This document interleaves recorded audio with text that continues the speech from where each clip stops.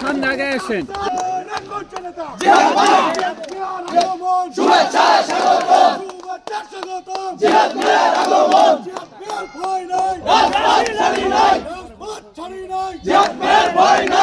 আসসালামু আলাইকুম। সালামের উত্তর কিন্তু পাইনি ঠিক মতো।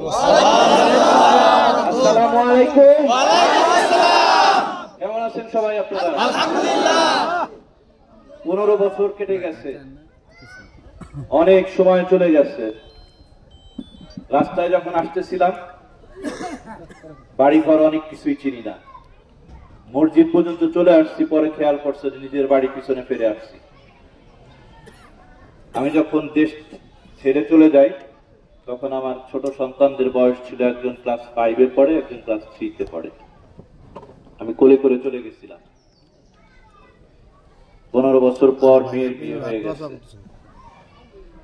সেই বাচ্চাদেরকে আর আদর করতে পারি নাই, কোলেও করতে পারি না। জীবনের অনেক মূল্যবান সময় চলে গেছে। আমি বক্তৃতা দিতে পারি না, কিছু সত্যি ঘটনা আপনাদেরকে বলতেছি। আমার পরিবার বিচ্ছিন্ন হয়ে গেছিল গত 15 বছরে।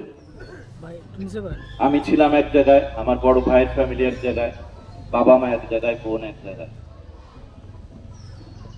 বড় ভাই চলে গেছে দুনিয়া থেকে, আল্লাহ নিয়ে গেছে। সে দেখাটাও দেখতে পারি নাই। অনেক কষ্ট মনে। বাংলাদেশ সরকার তার কবরটাও ঠিক মতো করতে দেয় নাই বাংলাদেশে।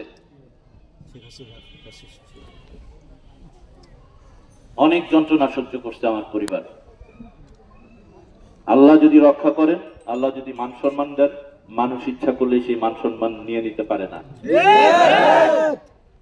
মানুষ সারা জীবন চেষ্টা করছে, এই ফ্যাসিস্ট সরকার সারা জীবন চেষ্টা করছে পা নিচে টেনে ধরে আমাদেরকে নামানোর জন্য। আল্লাহ আমাদেরকে উপরে উঠিয়ে নিয়েছে।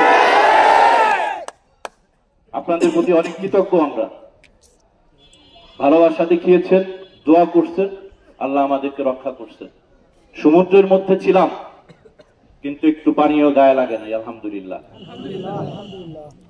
আল্লাহ সম্মান অনেক গুণে বাড়িয়ে দিয়েছেন। মাগরিবের সময় হয়ে গেছে, বেশি বক্তব্য দিব না, সময় সংক্ষিপ্ত, সবাই নামাজে যাব। আপনারা আসছেন এখানে, অনেক কষ্ট করে সারাদিন সময় দিয়েছেন, আগায় নিয়ে আসার জন্য অনেক সামনে গেছেন। আপনাদের ভালোবাসায় আমরা কৃতজ্ঞ। আপনাদের ভালোবাসা নিয়ে আমরা বেঁচে থাকতে চাই। সবাই দোয়া করবেন। আল্লাহ হাফেজ।